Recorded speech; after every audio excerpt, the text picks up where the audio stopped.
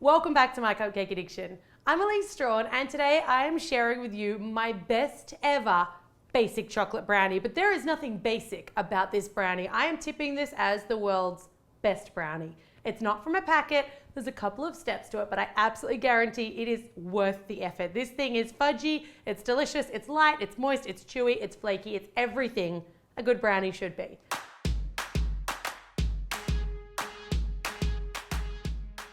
I've showed you guys a couple of fun ways to decorate brownies, but I thought, look, let's go back to basics here and let's just bake the thing. To make your brownies, you're going to need some unsweetened cocoa powder, some unsalted butter, fine sugar, good quality dark chocolate, eggs, and plain or all-purpose flour. Start by preheating your oven to either 160 degrees Celsius or 320 Fahrenheit. This is a little lower than a regular cake temperature. I'm going to take my butter and put that into a bowl. You can also do this in the saucepan. If you want to do the saucepan method, heat your butter until it's boiling in a saucepan over a medium heat and then add the chocolate. But I'm going to do microwave method. So I'm putting the butter and the chocolate in together, popping it into the microwave for a minute at a time, stirring in between until it's beautiful and smooth. Your chocolate mixture can just sit off to the side so it starts to cool down a little bit, and then you want to crack your 3 eggs into a mixing bowl. I love cracking eggs. Then I'm going to add my sugar, and you're going to mix this on high speed for at least 5 minutes. You want this super light and fluffy. Here we go. This should almost be starting to look like a very lightly whipped cream, but it should be super light and super fluffy. That's what gives our brownies air. You can put those two off to the side, and now we're going to do some sifting. We're actually going to double sift because that's what's going to give even more air, lightness, and fluffiness while still keeping the richness and fudginess of a brownie. So I'm going to take my flour and then my cocoa and just sift them together into a bowl. This is a very professional sifting action. Been honed over years and years of sifting.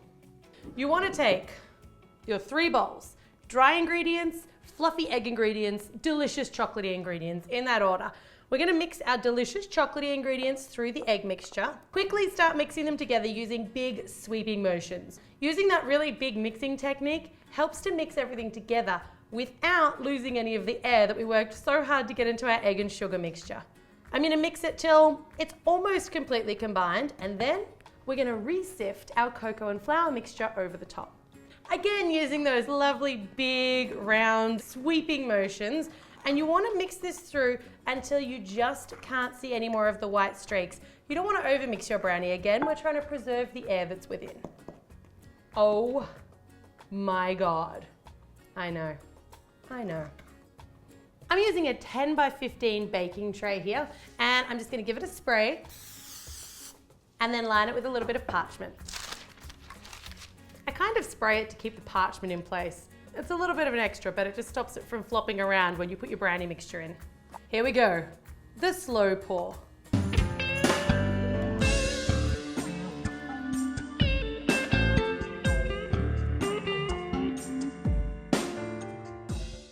Using the back of either a spatula, I'm just going to use my wooden spoon, push it out into the corners.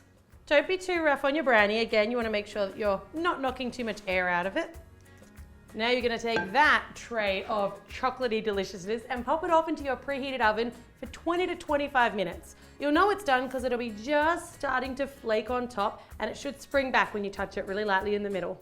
Let that one cool in the tin for at least 15 minutes. If you want to flip it out to make a big brownie like my Rainbow Love Heart brownie, just pop a cooling rack on the front and then flip it all together. If you want to serve this as individual brownies, I recommend leaving it in the tray. This is your basic brownie recipe, and it's delicious, but you didn't think I was going to leave you hanging with an old brown brownie.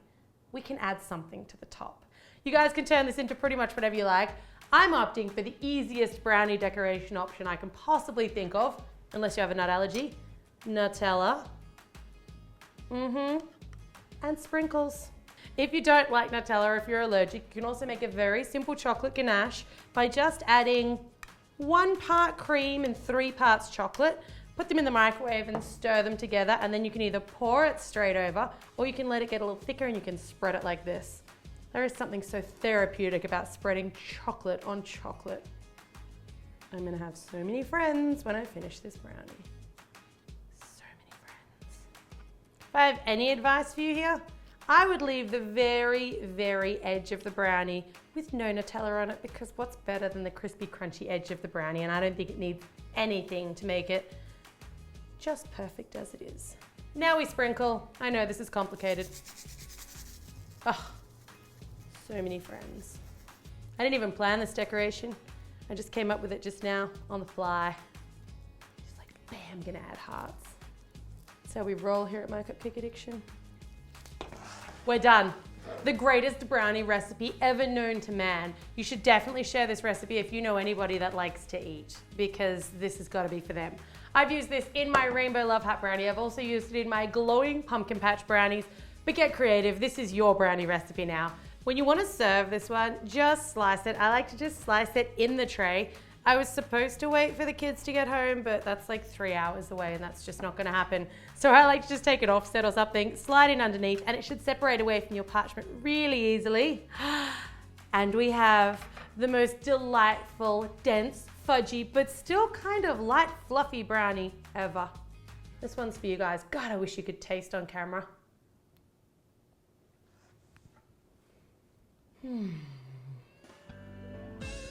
I hope you guys enjoyed today's video. If you're not already subscribed to the channel, make sure you do for new videos every week. And as always, thanks very much for watching.